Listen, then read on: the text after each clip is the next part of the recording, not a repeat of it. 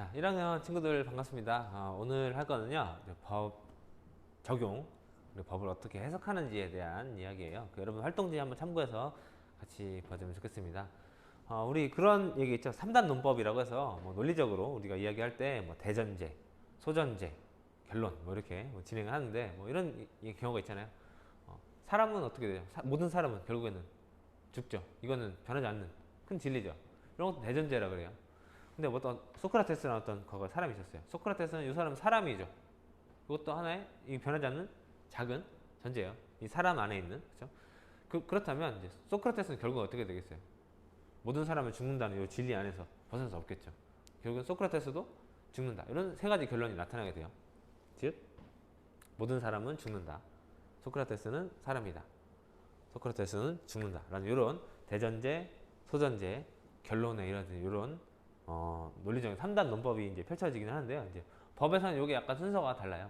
법에서는 대전제. 대전제가 뭐냐면 우리가 알고 있는 그 법률이에요. 법. 예를 들면 뭐 사람을 죽인 자는 뭐 얼마 이상의 벌금, 얼마 이상의 뭐 징역에 처한다라는 법률이 있어요. 요건 변하지 않겠죠. 이 원칙이니까. 그렇다면 이제 소전제. 소전제는 우리가 확정하고자 하는 사실이에요. 사실.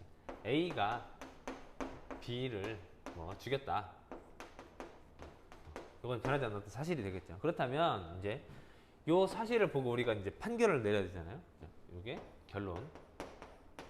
우리가 흔히 하는 재판의 판결이 되겠습니다. 자, 판결은 이렇게 진행이 되는데, 자, 그럼 여기서 우리가 이 판결이 어떻게 나오냐면 일반적인 뭐 대전제, 소전제, 결론 이런 순서로 가는 게 아니라 이제 우리가 사건이 발생하면 이 사실을 먼저 확정해야 되겠죠. 사실을 보고 이거 맞는 법을 찾아보고 A가 B를 죽였으니까 이 경우에는 몇 년 이상의 징역이 처해지겠구나. 이 법을 보고 그 다음에 따라서 뭐 A는 뭐 징역 뭐 몇 년에 처한다 이런 판결이 나오게 되는 거예요. 즉 소, 대, 결 이런 순서로 약간 법은 적용이 되는 순서가 달라지겠죠. 그렇다면 이런 사실을 우리가 법을 보고 어떻게 확정을 하느냐, 즉 법을 어떻게 해석하느냐가 이제 이번 시간에 이제 공부할 핵심이 되겠습니다. 법의 해석. 자, 계속합니다. 자, 그러면 우리가 이렇게 앞에서 본 것처럼 소전제, 사실의 확정, 그리고 대전제, 법률을 찾아보고 결론, 판결을 내리는 이런 과정에서 사실이 이게 우리가 법적으로 뭔가를 다툼을 하기 위해서는 사실이 정확해야 돼요. 사람들이 사실을 보고 판단을 내리는 거기 때문에. 그렇다면 이 사실이 어떻게 되면 불분명할 때는 재판이 더 이상 진행이 안 될 때가 있어요. 그렇기 때문에 사실을 어떤 확정 짓는 그런 제도가 있는데, 사실의 확정을 위한 제도는 우리가 지금 한 두 가지 정도만 알아보겠습니다. 사실 확정에 대해서는 추정이라는 게 있고요. 간주라는 것들이 있는데요. 자, 추정이라는 거 이런 거예요. 일단 사실이 명확하지 않지만 그런 것으로 확정을 지어놓고 혹시라도 반대 증거나 반대 자료가 있으면 언제라든지 번복이 가능한 거, 뒤집을 수 있는 거, 이런 걸 추정이라 그래요. 그죠? 간주는 뭐가 있냐면, 간주는 이걸 법적인 효력을 부여하는 거예요. 일단 추정이랑 비슷한데 명확하지 않은 사실을 일단 그런 걸로 재판을 진행하기 위해서 그런 것으로 법적으로 확인을 해놓고 혹시라도 나중에 반대 근거가 나오더라도 이거를 재판을 통해서 혹은 법적으로 이거를 뒤집어야만 가능한 거예요. 좀 더 절차가 까다롭고 강한 게 이제 간주가 되겠죠. 그렇죠? 뭐 큰 차이는 그런 것에서 나온다고 할 수 있을 것 같아요. 자, 그러면 여기서 뭐 대표적인 사례가 뭐냐면 추정 같은 경우는 뭐 우리나라에서는 뭐 이런 유명한 사례가 있는데 동시사망으로 추정하는 거. 간주 같은 경우는 우리가 보통 뭐 실종제도 뭐 이런 같은 경우에서 많이 쓰고 있습니다. 동시사망 추정, 이게 이런 얘기가 있어요. 예전에 이제 A라는 어떤 유명한 갑부가 있었어요. 남자. 뭐 B라는 어떤 부인이 있었고요. 그 다음에 그 사이에서 이제 C라는 딸이 태어났어요. 외동딸. 그리고 C라는 딸은 D라는 남자. A 입장에서는 사위가 되겠죠. 이 사람이랑 이제 결혼을 해서 이게 잘 살고 있었는데, 자, ABC가 이렇게 가족여행을 갔어요. 가족여행을 가다가 이제 비행기를 타고 갔는데 이제 비행기가 뭐 폭파돼가지고 이제 다 죽은 경우예요. 이 경우에 이제 A가 가지고 있던 재산이 뭐 2천억 정도, 2천억, 뭐 400억인가 2천억인가 이렇게 있었다고 하는데, 자, 이 돈이 몽땅 사위한테 지금 상속이 될 수 있는 상황인데, 이때 이제 A의 형제들 쪽에서 일한 A의 형제가 그 재산은 사위한테 갈 게 아니라 우리한테 와야 된다라고 이제 주장하는 그런 E와 D 사이의 이제 그런 갈등에서 이제 이런 게 이제 나왔습니다. 자, 보통 이제 사망하게 되면 상속이 어떻게 진행이 되냐면요. 가장 첫 번째로는 A가 사망하게 되면 1순위는 배우자예요. 그죠? 그리고 배우자와 동시에 자기 직계 자손, 자식한테 동시에 1순위로 상속이 되는 게 맞아요. 그렇죠? 재산이 배우자랑 자식한테 가는 게 1순위인데, 자식이 만약에 없다면 배우자와 요 사람의 부모님한테 가는 게 이제 두 번째입니다. 2순위. 부모님도 없고 자식도 없어요. 배우자도 없어. 그럴 때는 이제 형제 자매 한테 가는 게 맞아요. 그런데 자, 봐봐요. 여기서 이렇게 가봅시다. A가 사망했는데 이때 당시 부모님 없었으니까 1순위 누구예요? 배우자랑 딸이겠죠. 그렇죠? 만약에 여기서 엄마가 약간, 우리가 블랙박스 정확하게 입증 안 됐지만 블랙박스 돌려봤더니 어머니가 먼저 죽었어요. 그리고 약간 그거를 뭐 딸이 약간 뭐 괴로워하다가 죽어가는 그런 소리를 들었어요. 자, 그러면 엄마가 먼저 죽었다면 아버지의 재산은 전부 다 어디로 가요? 딸한테 가겠죠. 그렇죠? 그 다음에 딸이 죽었어요.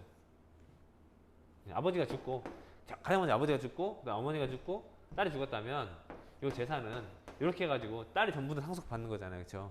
근데 이 딸이 죽었기 때문에 딸의 재산이 사위한테 간단 말이에요. 지금 순서가 이렇게 죽었을 때는 사위한테. 자, 그런데 딸이 약해가지고 딸이 먼저 죽어버렸어요. 그렇다면 이 아버지가 이제 사망했을 때 상속할 수 있는 재산이 어디로 가요? 배우자 밖에 없겠죠. 그렇죠? 배우자도 죽었어. 배우자가 가지고 있는 누구한테 갔겠죠. 그렇죠? 반대로 이제 다른 상황이에요. 이제 배우자가 먼저 죽고 그 다음에 딸이 죽었어요. 아버지가 죽었어. 이 재산 어디로 갈까요? 갈 데가 없겠죠. 그렇죠? 갈 데도 없어. 그러면 이 형제한테 가는 거예요. 그러면 지금 여기서 누가 먼저 죽었냐가 가장 중요한 뭐가 되는 거예요? 밝혀야 되는 사실이 되겠죠. 근데 이거 비행기 같은 큰 사고에서 뭐 동시에 누가 먼저 죽었는지 약간 0.1초 차이로 누가 먼저 죽었을 수도 있잖아요. 그렇죠? 이거를 밝혀내는 게 쉬워요? 쉽지 않겠죠. 그렇기 때문에 동시에 사망한 걸로 일단 추정을 합니다. 동시 사망한 걸 추정하면 일반적인 순서대로 그냥 가는 거예요. 이렇게 해가지고 이렇게 사이한테 가는 거예요. 혹시라도 근데 누군가 어떤 증거를 찾아낸다면 언제든지 뒤집어 주겠다. 이게 추정이에요. 되겠어요? 간주 같은 경우는 뭐냐면 보통 이제 실종 같은 제도에서 많이 쓰는 건데, 이제 실종이 이제 별게 아니라 그 사람이 어떤 머무르고 있는 거주지에서 한 5년 이상 연락이 두절되면 그 사람이 실종 신고를 하는 거예요. 법원에다 이 신고를 하면 무슨 효력이 나타나냐면 그 사람이 가지고 있던 어떤 그 지역에서 머무르고 있던 재산, 그 사람이 민사상의 어떤 관계에 대해서 어떤 변화가 나타나게 돼요. 내 집주인이 어느 날 갑자기 연락이 두절돼가지고 몇 년 동안 사라졌어. 아니 돈을 집주인한테 줘야 되구나, 청구해야 되는데 집주인이 없기 때문에 어떻게 해야 되냐. 자, 이런 경우에 이제 실종 신고를 해버리면 그 사람의 관계를 거기서 이제 다 말소시켜 버려요. 그렇죠? 이 사람은 지금 여기서 이 사람 모든 경제적인 관계가 이제 실종 거의 이제 사망이랑 좀 비슷하게 처리되는데, 실종 신고를 하게 되면 그 사람을 중심으로 한 민사 관계가 정리가 됩니다. 그러면 이제 죽은 줄 알고 이제 이 사람이 여기서 잘 살고 있었는데 갑자기 어느 날 10년 뒤에 갑자기 찾아와가지고 나 사실은 해외에 잠깐 가 있던 거야 해버리면 그 사람이 원래 재산 이런 것들 다 다시 돌려줘야 되잖아요. 그렇죠? 근데 이 사람이 없는 줄 알고 그동안 이 5년 이후에 뭔가 무슨 민사 거래가 주고받고 여러 가지 관계가 진행됐어요. 근데 갑자기 원래 주인이 찾아와가지고 이거 막 다 뒤집어야 돼. 오자마자 이게 바로 뒤집어지는 게 아니라 이때는 실종을 취소하는 또 다른 그냥 재판을 청구하면 된다는 거예요. 그러니까 법적으로 이제 뒤집으려면 법적인 어떤 절차가 더 필요한 거, 이런 것들이 이제 간주라는 겁니다. 조금 어려운 내용이었는데 이걸 꼭 외워라라는 얘기 아니라 이거 지금 핵심은 뭐냐면 우리가 법을 해석하고 적용하고 하는 데는 요 사실을 확정짓는 게 가장 중요하다라는 거예요. 자, 그래서 이런 사실에 대한 입증하는 책임이 누구한테 있다? 앞에서 봤던 거. 민사재판에서는 소송을 건 사람, 원고한테 있고, 형사재판에서는 검사한테 이런 사실을 입증하는 책임이 있다라는 겁니다. 자, 그러면 그 밑에 이제 법 적용의 원칙인데요. 법은 어떻게 적용하냐면, 그래 이렇게 사실을 확정을 했어요. 그러면 이제 이 사실을 가지고 어떤 법을 가지고 찾아볼 건지, 어떤 법에 적용할 건지가 지금 그 다음 순서가 되겠죠. 근데 법이 한두 개가 아니라 여러 개야. 그러면 자, 어떤 법을 가지고 우선 적용해야 되냐? 자, 이렇게 볼게요. 법들은 단계가 있는데요. 가장 높은 법은 주권자인 국민이 만든 법이에요. 국민이 만든 법을 우리가 헌법이라고 합니다. 헌법. 그리고 국민이 법을 대신 만들으라고 우리 국회의원한테 입법권을 넘겨주죠.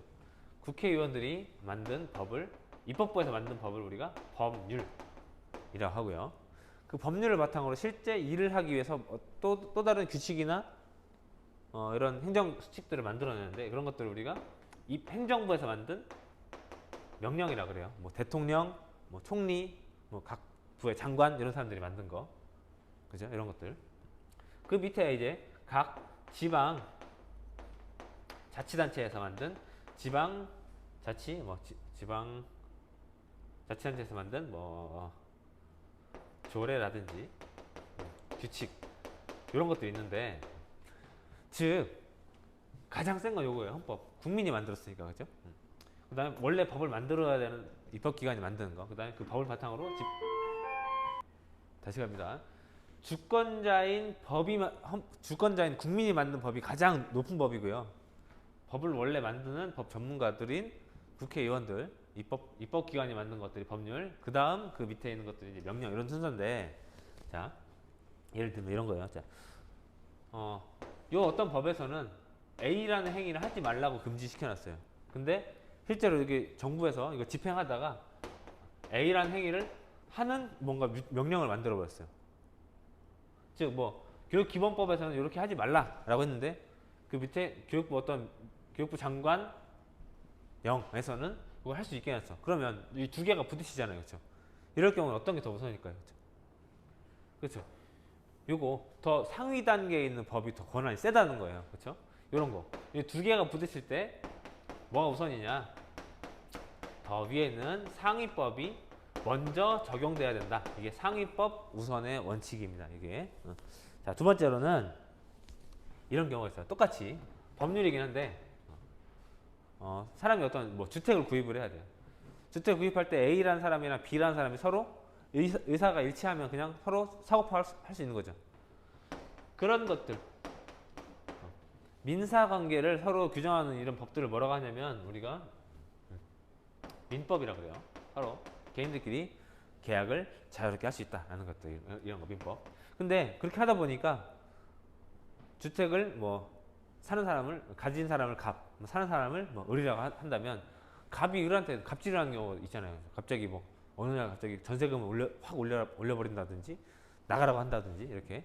그 문제가 있기 때문에 개인 간의 관계이지만 요 문제에 이런 관계에 특별한 어떤 규정을 넣은 거예요. 특별한 규정. 뭐 예를 들면 주택을 사고 팔 때, 빌릴 때, 그 빌린 사람들을 보호하는 위한 주택임대차 보호법.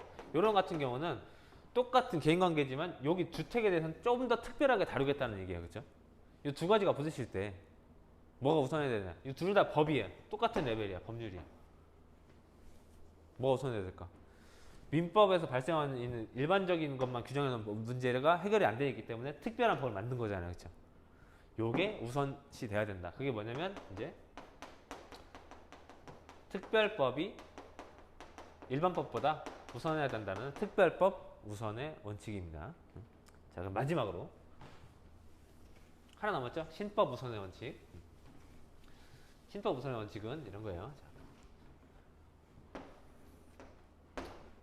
자, A라는 시점이랑 B라는 시점이에요. 자, A라는 시점에서는 어떤 행동을 해도 이런 뭐 가라는 행동을 하는 게 전혀 뭐 어떤 문제가 되지 않았어요. 그죠? 그런데 지금 시대가 많이 변했어. 그래서 가라는 행동이 이제 B라는 시점에 와서는 이게 문제가 된 거예요. 그렇죠? 그렇죠?